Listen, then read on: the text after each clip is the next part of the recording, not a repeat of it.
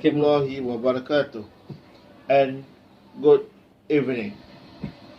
My name is Muhammad Azli. I'm working at Tanaka Electronics uh, factory. We manufacture bonding wire for semiconductors industry. So, why I need to eat? Eating a variety of healthy foods will boost your memory, concentration, and overall brain function. The foods that we eat have a direct effect on your moods, attitudes, and memory. Eating a balanced, varied diet which allows you to get the right amount of nutrients every day help us keep healthy, fight off sickness, keep energy levels up, keeps our minds working, affect our mood, and many other important things. Tell me. Satu ya?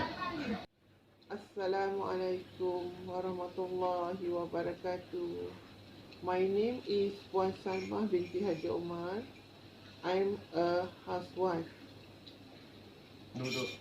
Eating a balanced, varied diet which allows you to get the right amount of nutrient every day help us keep healthy, fight off sickness, keep energy level up, keeps our mind working, affect our mood, and many other important things.